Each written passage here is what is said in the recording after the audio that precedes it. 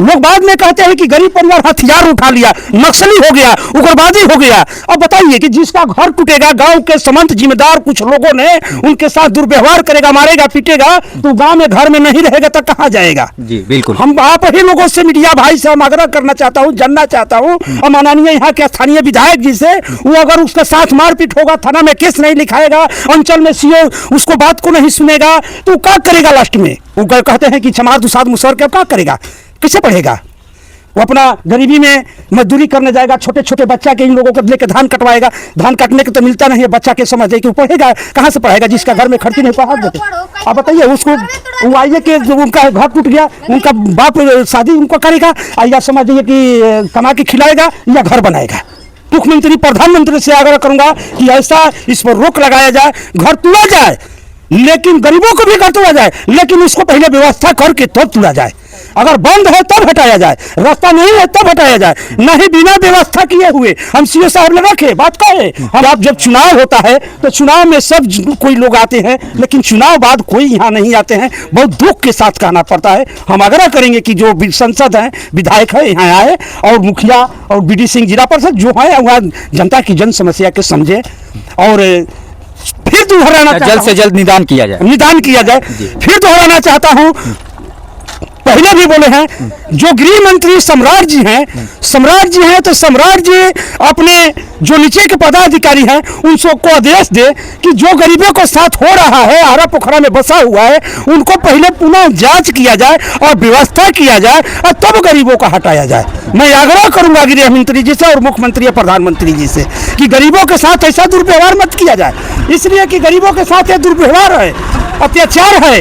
जनो आदमी के घर टूटा है, ऐसा दिनारा का बिहार में मतलब रोहतास जिला में बहुत से लोगों के साथ होगा। तो हम आग्रह करेंगे मुख्यमंत्री और प्रधानमंत्री और गृह मंत्री जी से, और स्थानीय जो विधायक जहाँ के हैं उन लोगों से आग्रह करूंगा, खास करके दिनारा विधानसभा विधायक जी से, आलोक जी से मैं आग्रह करूंगा कि ग्राम सेमरा में जो जनता के साथ हुआ है, दुर्व्यवहार हुआ है, घर तुरा गया है, बल बच्चा के रहने के शरण नहीं है, सब रोड पर लोग रह रहे हैं, रात के समझिए कि इसी तरह लोग रहे हैं। तो मैं आग्रह करूंगा कि वो आए और जांच करे वास्तविक में इन लोगों की जमीन है या नहीं है, रहने की व्यवस्था है या नहीं है। हम आग्रह करूंगा कि हम लोगों को दिलवाने के काम करे, जो सरकार की नियम है, सरकारी जो नियम है, अगर आवास है तो आवास दीजिए। अभी बहुत से लोगों को राशन कार्ड नहीं मिला है तो गरीब क्या करेगा?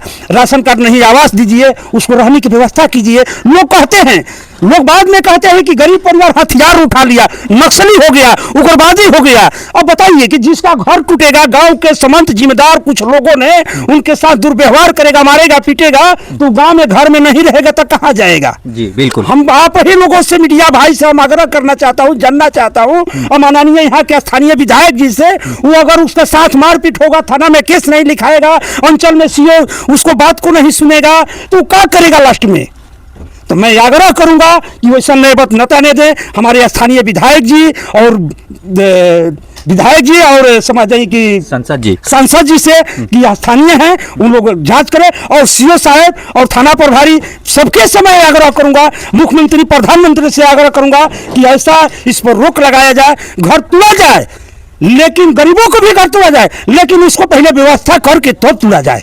अगर बंद है तब हटाया जाए, रास्ता नहीं है तब हटाया जाए, नहीं बिना व्यवस्था किए हुए। हम सीओ साहब ने रखे बात कहे, हम आलोक जी से, विधायक जी से हम ये आग्रह कर रहे हैं, सीओ साहब ने रखे कि सब ठीक है, हाई कोर्ट के आदेश है, इसको तोड़ा जाए, लेकिन हमको व्यवस्था पहले किया जाए। लेकिन सीओ साहब यही बोले कि आज हम किसी कीमत पर नहीं रुक सकते हैं, हाई कोर्ट के आदेश है, हमको तोड़ना है।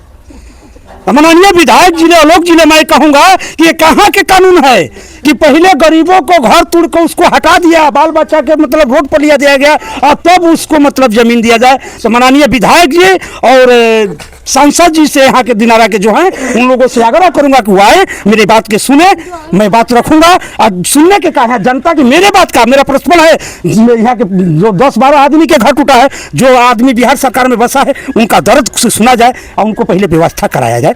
वो कहते हैं कि छमार दुसाद मुसर के क्या करेगा, किसे पढ़ेगा?